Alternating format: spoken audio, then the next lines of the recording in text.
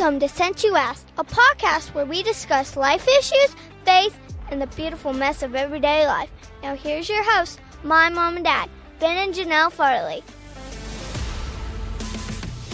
Well, hey everyone, and welcome back to Since You Asked. We've been on a brief hiatus, but we are back for season 2 of the podcast, and we could not be more excited because you've heard this new co-host of mine a couple times, but she is back full-time as a full co-host of the podcast, my lovely wife, Janell Farley. Janell, welcome to the program. Hey, thank you. Not just like an episode. We're in this. We're in it. We're in this together. So I'm excited. Yeah, I am too. Life changes, things happen, your schedule changes. And so I loved recording the podcast with Ben Van Heining. In season 1, you can go back and listen to our episodes together. But life takes different twists and turns, and he just realized, hey, I've got different priorities, different time demands.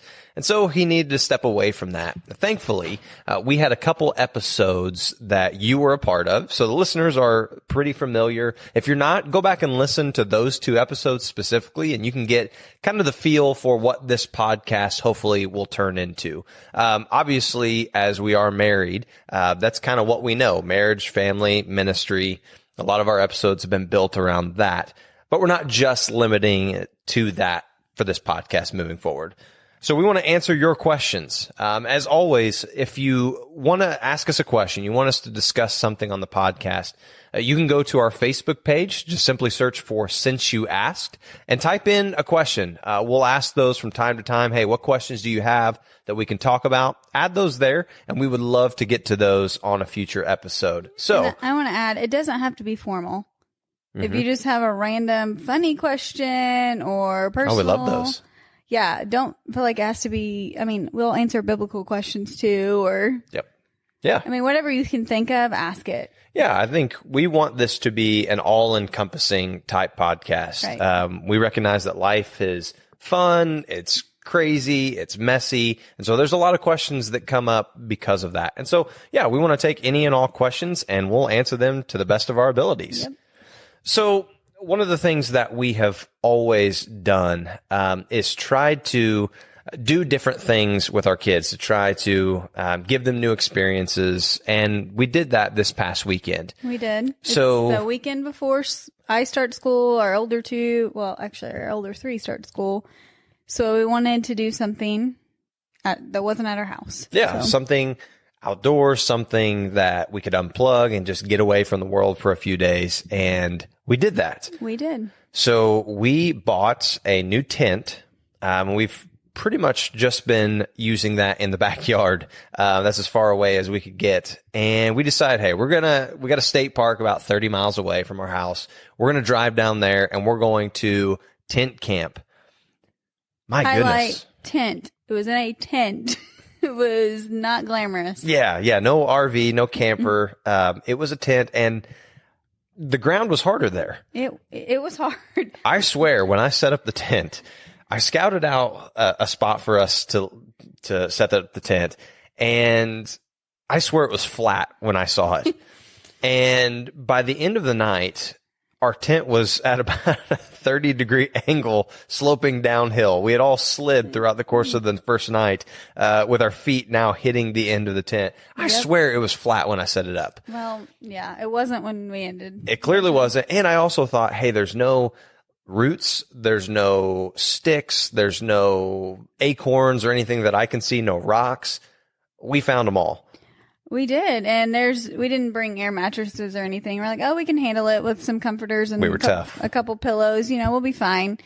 Yeah, I felt my age. Yeah, I am very sore still, and we're 2 days out from laying on the ground. So, yeah, for all you camping people, and there's a lot more than I realized, we salute you. Yeah. Because now I know most of you, you're in campers. Not the same. No, not the same. Like, get on our level of toughness and sleep on the ground. Well, it'll give you a whole new perspective. And we have to add too, the bathroom was pretty much a glorified porta potty. It was, yes. There's no sink, no running water anywhere. Yeah, it was pretty primitive. It really was. And our kids are, I think, spoiled rotten because they have issues with going to the restroom. There's a few of them that didn't like the 12-foot drop from the toilet to the collection pot. Yeah, so it was a learning experience for him. It was. Didn't hurt him. Yeah, no, it was great to unplug. It was great to get away. I think we were refreshed, and now we're ready to roll. So yeah, here we go. Here we go. So in this podcast, we've kind of started it out in a particular way. Right. And I think we should continue that because I think it was a popular segment of the podcast. So we recognize that every day is a day worth celebrating. But there are certain things that if you want to celebrate a particular thing, there's probably a day for that. And so we always want to make sure you know the latest holidays that you should be celebrating. Now, I'm going to give you a little spoiler alert. Today, as you are listening to this, if you're listening to it on the release date, it is Monday, August 21st. Today, just holidays kind of suck. There's a couple of them that are okay.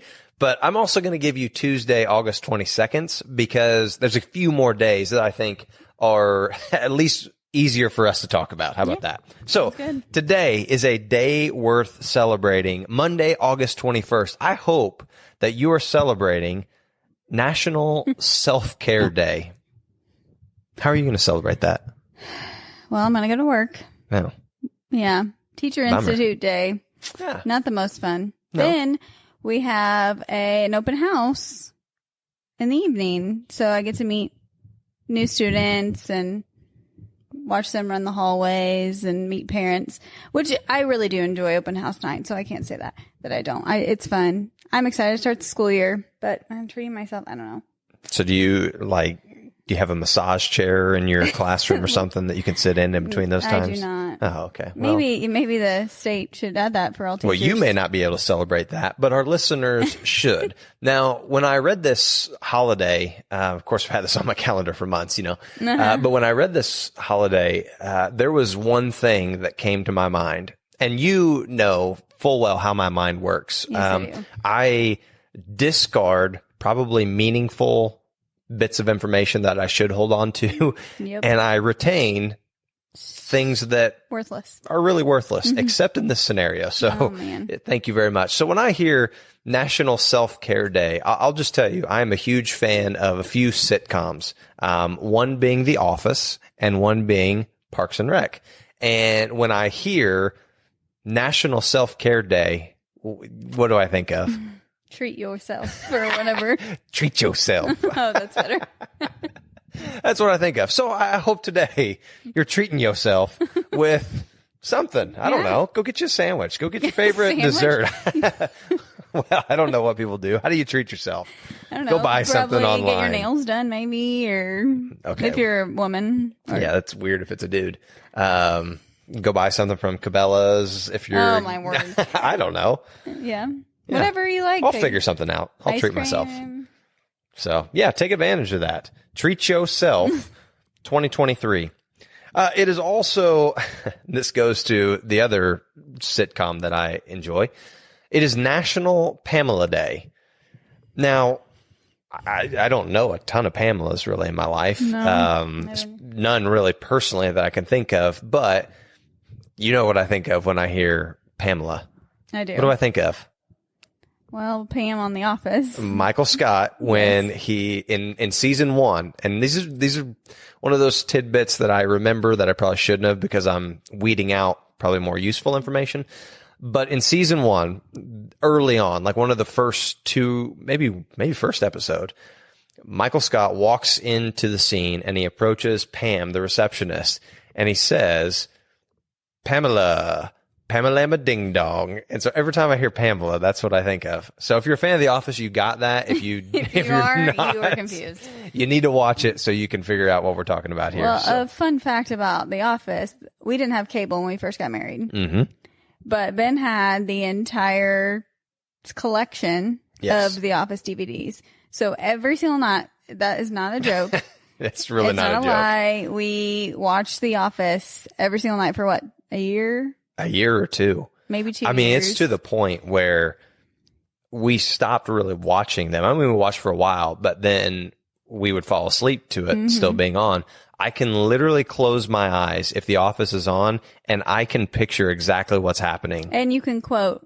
And I can relate so many different almost any scenario he's got an Office quote for. Oh, it's annoying. But. It's really formative for my early years, and our marriage really set the tone. It really did. So it is a good show. It's a great couple years. I had never watched it before in my life before I met Ben. So there we go. Yep. It's just one of the things that I brought to the table here. So that's really, there's not a whole lot more to celebrate. There's like a National Spumoni Day, and I'm a sucker for a good dessert. But Spumoni is not a high thing on my list. And so I decided, hey, let's jump to Tuesday, August 22nd, because it's still a day worth celebrating. But this is something a holiday that I hold near and dear to my heart because of a certain story that happened to me. So Tuesday, August 22nd is National Take Your Cat to the Vet Day, which I agree, you should. I mean, if we you have a cat. It's an outside cat. Yeah, we don't take it to the vet. No. We got him to take care of moles, rats, whatever. We live in the country, so we need a cat to. He has thrived in that role, by the way. He's a great cat. Stone cold killer. He really is, and likes to show us everything he kills. Yeah. I walked out probably the first 2 weeks that we had Chubbs, our cat's name. First 2 weeks we had Chubbs, I walked outside to go to work in the morning, and Chubbs had not only killed a squirrel, but massacred a squirrel. And Sorry I think if you're squirrel lovers. I think that continued at least a couple more times over the next week or so. He's hardcore. He's taking care of moles. He's taking care of rats. He's taking care of mice. Like, Chubbs is a stone cold killer. Don't let the name fool you. No. So this is National Take Your Cat to the Vet Day. And again, I agree. Do that, I guess, if you want to. But that brings a story from my life to mind. So we had another cat. This is probably 3, 4, 5 years ago, maybe at this point. Yeah, I don't know how long. But we had a cat. Do you remember the cat's name? Was it Sparkles or? No, I can't say Pickles. It's not Pickles. What was that? I'll think about it. You can tell the story. So we had this cat, and Janell will think of the name here in a moment. We had this cat, and we left it outside, it hung around the house, and one day we noticed that it was gone, and it was gone for quite a while, probably a week or so. We couldn't keep cats for too long. Yeah, it was a bad deal. Yeah. And so one day we see this cat finally come back. Sprinkles? Was it Sprinkles? Yeah, Sprinkles. Mm-hmm. Our kids name all our cats. So, so Sprinkles comes back, and something was wrong with it. We just couldn't really tell. Not necessarily life threatening, but we just knew, hey, something needs to be done with this cat. But we're probably not the people to do it. Does that sound bad? Like, I'm just not a cat lover. No. If you are, that's awesome. Take your cat to the vet today. Yes. Celebrate. But it's just not really our thing. No. I think they're useful. Yes. But, we have 4 kids. We don't have time for a lot of cats. Yeah, I need low maintenance pets, which is a cat is perfect for that. So we decide, hey, we're going to take Sprinkles to the animal shelter. Yeah. Now, I've never done this before. I've never given an animal away. We've never gotten one from there. Right. And I just didn't know how it works. So maybe you've done this before and you know it and you're like, you're a moron. You should know how this works. I'd never done it before. So I was under the impression that I just dropped a cat off like at the animal shelter. I didn't know how this worked. So I pull up to the animal shelter, in a town next to us, and there's a sign on the door, and it said that they are out on a rescue mission. I don't know what it is, but they're out getting some animals, and they'll be back in like 30 minutes. Well, I had a meeting that I had to get to, and I could not wait 30 minutes. And I thought, well, if they're going to be back in that short amount of time, then surely I can just leave the cat in the carrier at the door. No questions asked. Yes, now looking back, that was probably pretty stupid. Yeah, it was. But I'd never done it before. I didn't know how this exchange worked. I just thought they would take anything and everything. So I had this cat in a nice, comfy carrier. It's not too hot out. Everything's, it's fine. So I left it at the door. So I go back to work thinking I've done a really good deed. I've given this cat an opportunity for a better life. And I go into my meeting. I'm not on my phone, not on social media. And I get a text from a guy that I hadn't talked to in quite a while. And he said, dude, is this you? And he sends me a video. And all of a sudden, to my horror, I realized that the animal shelter has a security camera, which I understand, but it's not your typical security camera to where like, oh, that's pretty fuzzy. Can't really tell who that is. These are the highest definition security cameras I've ever seen, to the point you can read my license plate number from the parking lot and you can see me as I'm walking up to the door. So they post this on their social media website and they say, does anybody recognize this man? Well, not only do a lot of people recognize me, but I also have a shirt of the church that I worked at the time. So people are tagging people saying, hey, you go to this church. Do you know who this guy is? And so all this to say, I tried to do a good thing. But you got blasted. It was bad. I mean, what did I tell you? It was like within the first 10 minutes, Probably. There was like 1,300 views on this video. There was hundreds of comments. None positive, saying, wow, thanks for this guy giving this cat a chance at life. It was like, this scumbag is a cat murderer. And all the while I was like, I wasn't trying to kill the cat. I was trying to give it to somebody. And it's not dead. No, it's not dead. And I'm assuming Sprinkles is somewhere thriving at this point. That at least makes me feel better. So yeah, we go, and I'm just getting absolutely trashed online, and people are starting to tag people that go to our church and saying, hey, do you know this guy? So I feel like me being identified is closing in on me.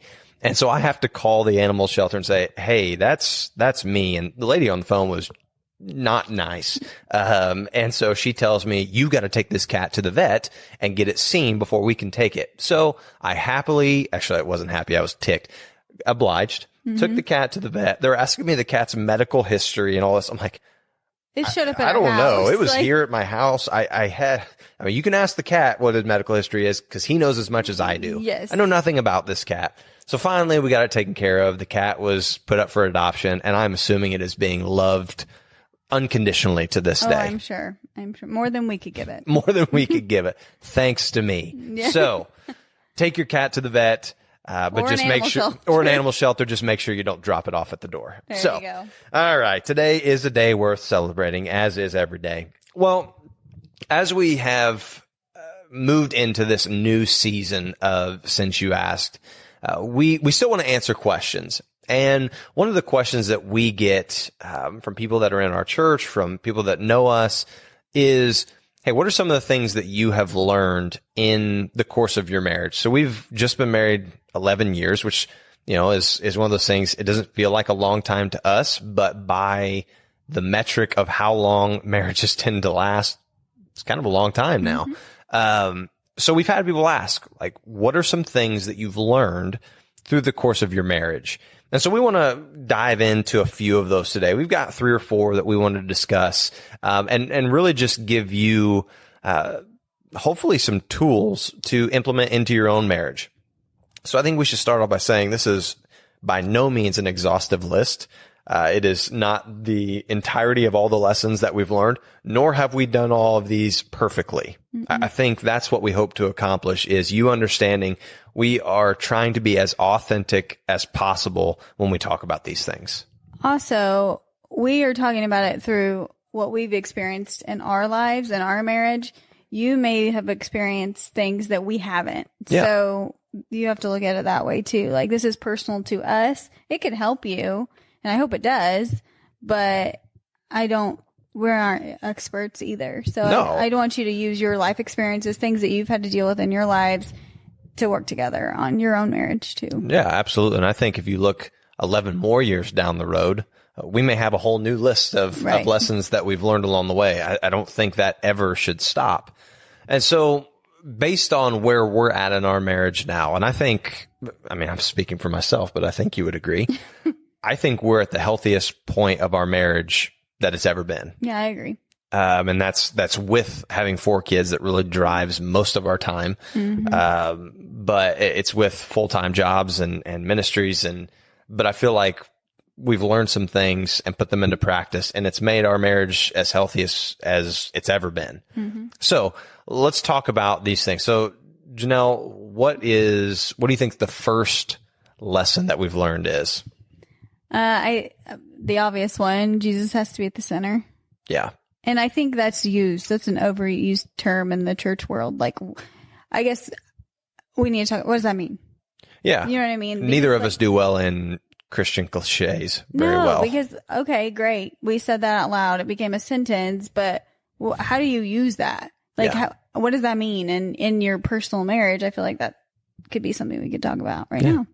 Let's do it. This seems like the perfect time to do it. So Jesus has to be at the center. Yeah.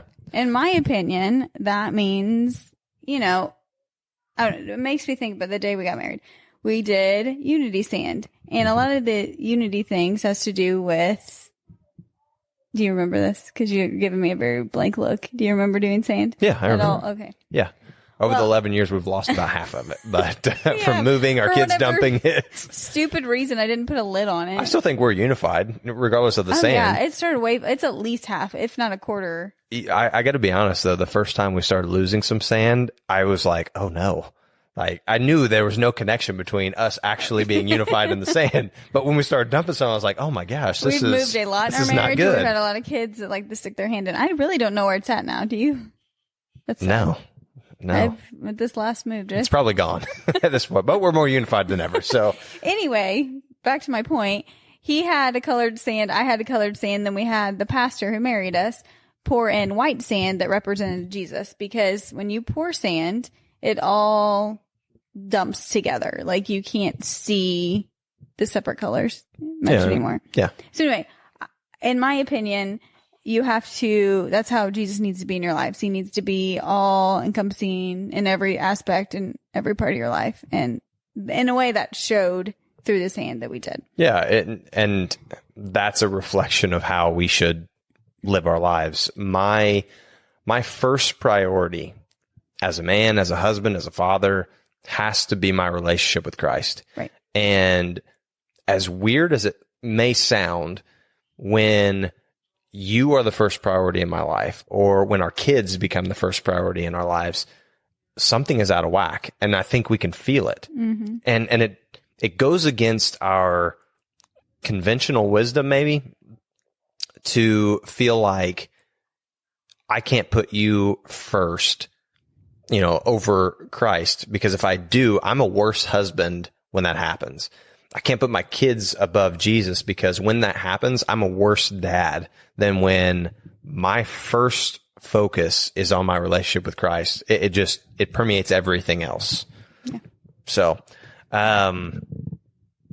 So when we talk about this idea of Jesus being the center, how do you feel like you've grown in your relationship with Christ over the last 11 years, and how has that impacted our marriage? That's a good question. So he always throws these questions on me. Like, we talk about this beforehand, and then he comes up with these really good questions, like in the middle of the podcast. So this is off the cuff. I'm a procrastinator. This is how I know. Spur of the moment. Well, I mean, I've aged a lot. Like, we were 22 when we got married. So just the course of our 11 years, I have matured as an adult, but I like to think I've matured in my relationship with Jesus too. I don't know, not taking myself so seriously and actually relying on him in my life has been something. I feel like I've given up control in a way. Now I still every now and then still struggle with that. I'm not going to lie. Do you? Shut up. I can just like to control a lot of things in my life. But I feel like that is probably continuing to do my hardest to give over. Yeah. Surrendering. Yes. Surrendering. Thank you. Yep. My life to him. I feel like I've gotten a lot better with that. And in turn, then it's easier for me to surrender to you and the kids as well. Yeah. Does that make sense? Oh, yeah, it does. Absolutely. And I think as a man, I'm starting to grow more and more into the recognition that God has called me to be the spiritual leader of our family. And he's given us different but complementary roles, you know, in the structure of our family. Like, I'm called to lead. I'm called to drive the spiritual direction for our family. But and you're really good at that. Well, thank you. That's why I said that. So you would throw that compliment out. You are. Like, I ask how many questions, biblical or not, a day to you. A lot. Mm-hmm. And you can answer them very well. Thank you. I appreciate it. And I like to learn that way. And I trust what he tells me is true. So. Yeah. Well, I appreciate that. Yeah. No, but I think that is who God has called men to be in the family, is you're called to be the leader. And that's not to say, I think our culture has a hard time with this, because the first thought that pops in a lot of people's minds is, so you're saying men are better than women. No. Or that he bosses me around all the time. Right. That's not true either. No, it's like we have this mutual submission to one another. You submit to me as I lead. I submit to you in the way that I serve you and our kids. And we have this complementary piece, and everything works better when I am taking seriously my God-given role. You're taking seriously your God-given role. And together we're leading our families in those roles. It's when those things get confused or, not being done. Or if the woman has to do the leading and the nurturing. Yeah. That's hard. It's tough. Yes, absolutely. And a lot of women do it really well. Like, they are the spiritual leaders of their family. And that's a different podcast for a different day, but that's a big burden on my heart, is like, men have got to step up and lead. And it's not a bashing men. It's like, hey, there's so much more for you. It's a great thing. Like, yes. Leading your family, that's a privilege. It is. And it's a God-given privilege that he has ordered for us. And that's the way the family operates best. And so, it's not a hierarchy of this gender is greater than this gender. It's like, no, this is how God has ordered the family. And what you're going to find is when you submit to his design, that's when it works best. So yeah, when we talk about Jesus being the center of our marriage, this is what we mean. I've surrendered my life to him. You surrendered your life to him. We're surrendering, doing things the way we may want to do in our sinful nature, and really holding tight to his design for marriage and family. And I think we're doing our best. Our best, not perfectly by any means. Some days are better than others. Yeah. But when that's what we strive for, we see a stronger family and a stronger marriage. So there's item number one. Of course, there's a whole long list of things that we could add to that. Right. But for the sake of a time condensed podcast, we'll save that explanations for another day. So the second thing, and this is a good one, patience. Yeah. So you were the one that actually said this today. I feel like I have more patience than you. Yes. On a lot of things. I would agree. Oh. I didn't think you weren't expecting that. No, I really wasn't. I can be extremely patient with our kids until I'm not, and then I may be a little quick, but you... I'm not till I am. It's a shock when, I mean, I don't know. It depends on the day. And how many issues have came up within the day. Correct. Yeah. Yeah. I can turn it on and be as patient as anybody. And I can also have as quick of a fuse as just about anybody too. Yeah. But on those days that you do have a quick fuse, you're even quicker to come back and say, okay, sorry, I overreacted. Yeah. I think that is something that is super important. I know we're kind of getting away from the point here, but this is worth saying.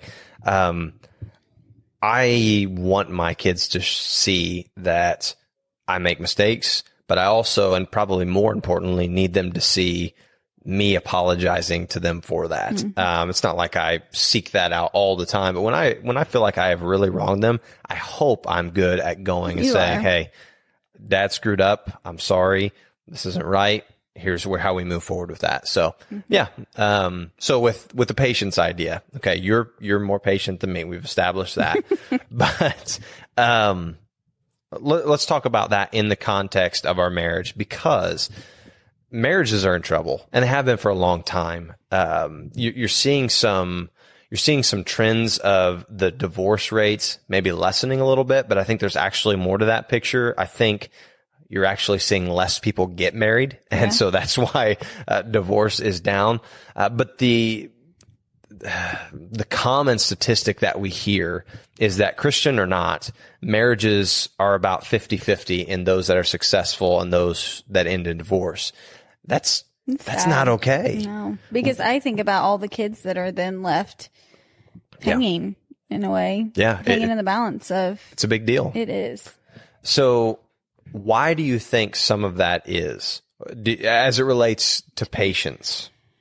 I think my patients are different when I'm dealing with you and the kids, maybe because you're an adult. I don't know. But I've learned Ben and his, I don't want to say issues, but issues. Quirks would have worked. Things that make you special would have sufficed, but issues, we'll go with that. Okay. Things that make him that may annoy me on the daily. Yeah. I feel like I've worked on, okay, that's him. I don't want to change that part of you. So I've tried to, I don't know, take a breath and realize that's not that big of a deal. I don't know. Right. Like your underwear in the bathroom when you shower. That drives me nuts. Does it? It does. I have never known that. I just pick it up now and put it in there myself. I don't say much about it anymore, do I? No, in fact, I had forgotten I'd even done that. Yeah, because I pick it up for you. Wow. What a woman. Yeah. I mean, that's minor. Another, I think of our arguments. I mean, we still argue. Yeah. But I don't feel like we fight. There's a difference between arguing and fighting. Yeah. We don't dwell on things very long. No. I think that's part of what we've both grown and matured into is like, hey, most of the arguments that we have are really over something very, very petty and minor. And I think once you have different priorities in life and you see things from a different perspective, you start to understand a little bit more of what's actually worth fighting over and what's not. And 99% of what we argue about, it's probably my time of the month. Okay. Well, yeah, it could be. Really, I'll be honest, I'll say it. I don't care. Well, only you can say that on this, not me. So. Well, I mean, ladies, it's just, you're a little more irritable on a certain time of the month. And I feel like this is news to me. Maybe I pick a little more and it gets him aggravated. But anyway. Yeah. Patience. Well, you start to understand what's actually a big deal and what's not. And I think, so marriage, and this is one of those cliches I just 5 minutes ago said I hate, but I'm going to use it anyways.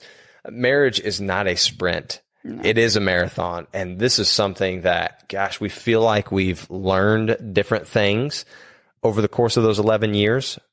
We're just kind of scratching the surface. Yeah. Like, we're going to learn more lessons over the next 11 years and the next 11 years. And, by the time, maybe we'll have it somewhat figured out by the time we've been married 80 years. We'll see.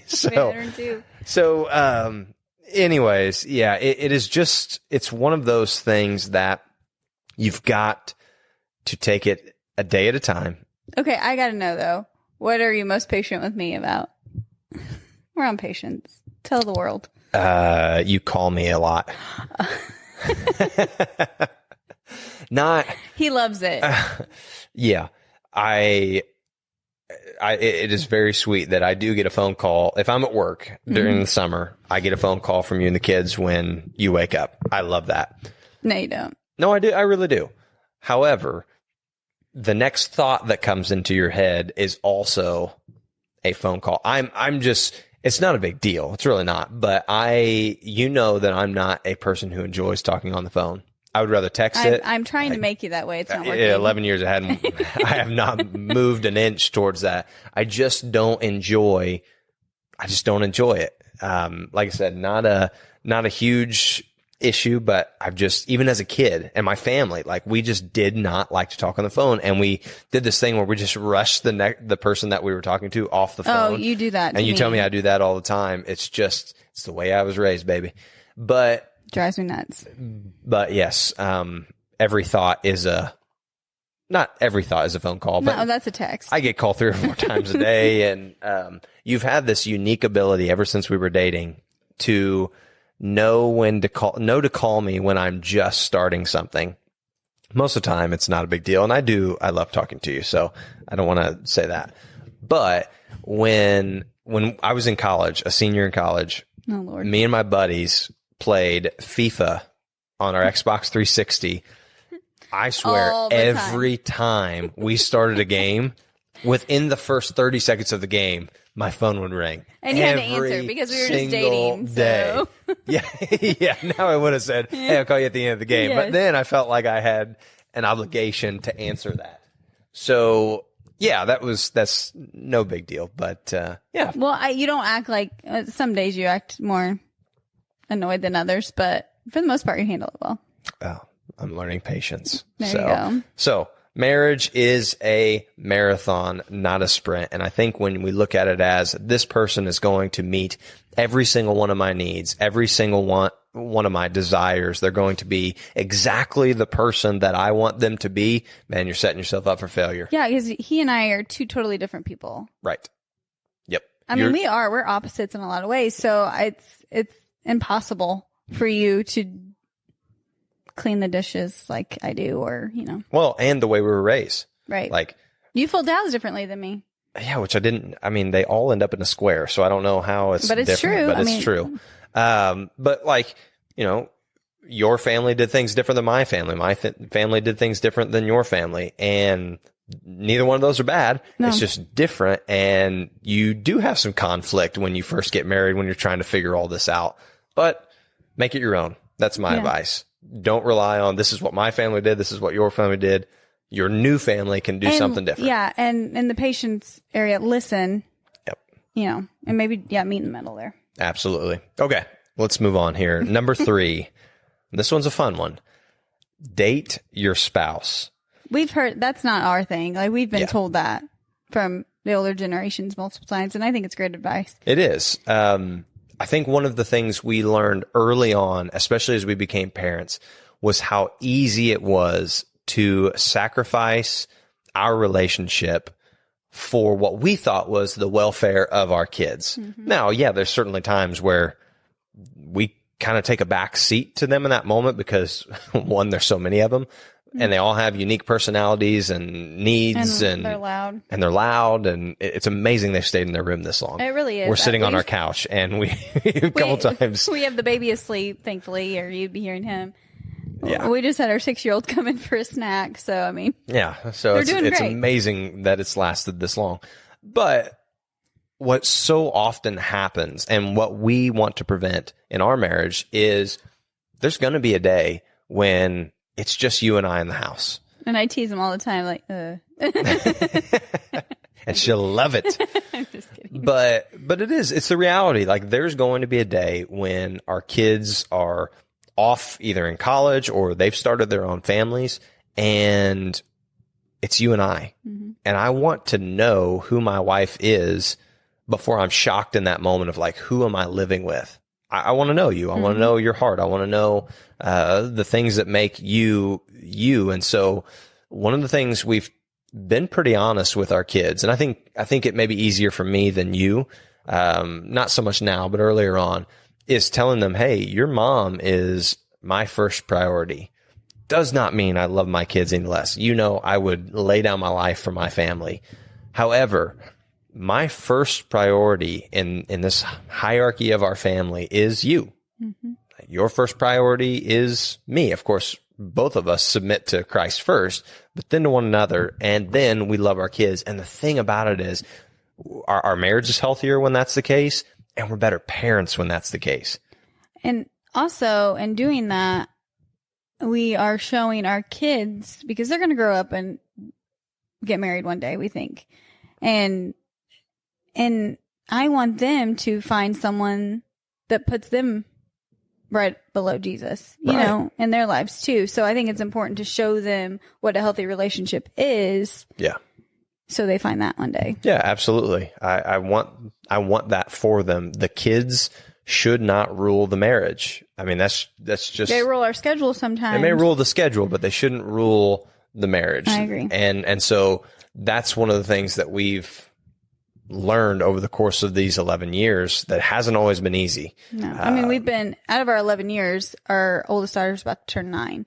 So we've been parents a long time in our marriage of the. Yeah. And it's really taken, the last couple of years for us to really feel like we're in the groove of putting each other first, and still meeting the needs of the kids. So. And we'll just talk about our last date that we had with no kids. Was it for our anniversary? You don't even remember. A really memorable date there. I think it was the week of our anniversary. But anyway, we went golfing. Oh, yeah, we did. I didn't golf. I'm not a golfer, but I watched Ben. He loves it. It was awesome. And you got to actually take your time. You weren't answering my phone calls because I was with you. Yeah, it was no interruptions whatsoever. And then we went to eat and actually had conversation, came home, sat on the porch and just talked. We hadn't got to do that. We hadn't done that in a long time. It was simple. It wasn't extravagant.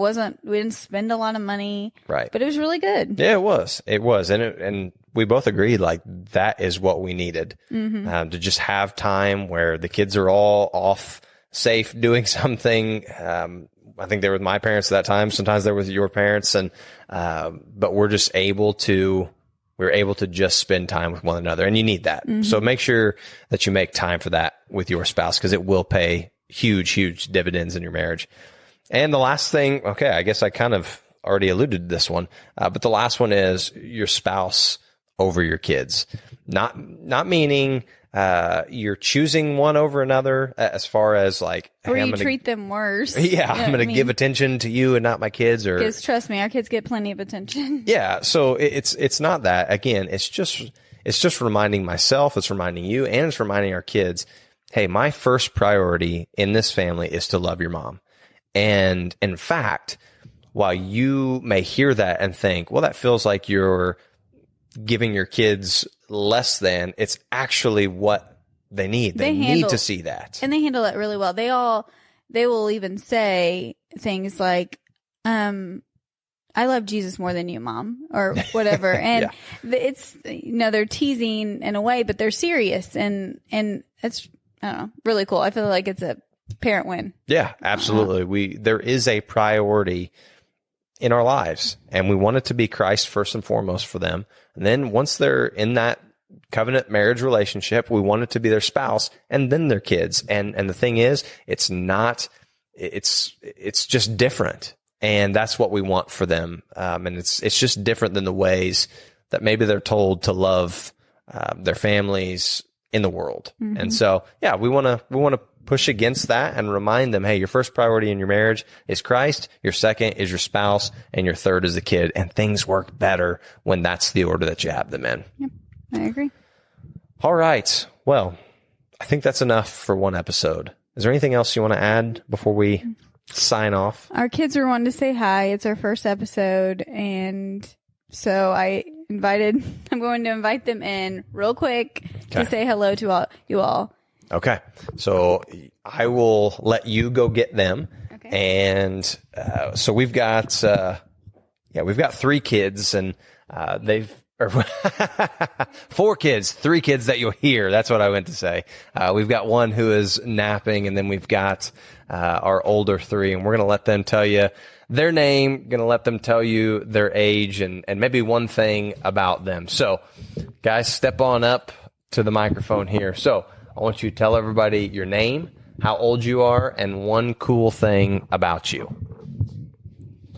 Hello, my name is Beckett Farley, and I am 6 years old, and I am very athletic.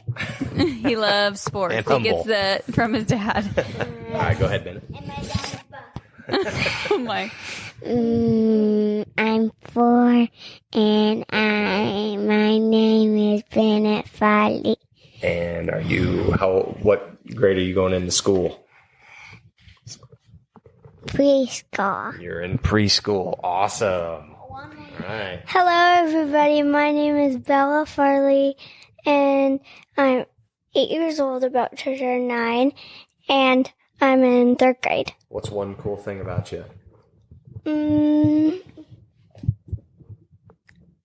I do gymnastics. Awesome. Well, you'll probably hear more of these three and our other one throughout the course of this podcast. So want to thank you guys for listening. Keep asking questions. Make sure you like and subscribe to this podcast, no matter where you're listening. If you're on Apple Podcasts, if you're on Spotify, give us a like, leave us a review, and please, please, please share this podcast with your friends, with your neighbors, anybody who you think this may help. That helps get that podcast out and seen by more people. So hey, until next time, we'll see you back here on Since You Asked.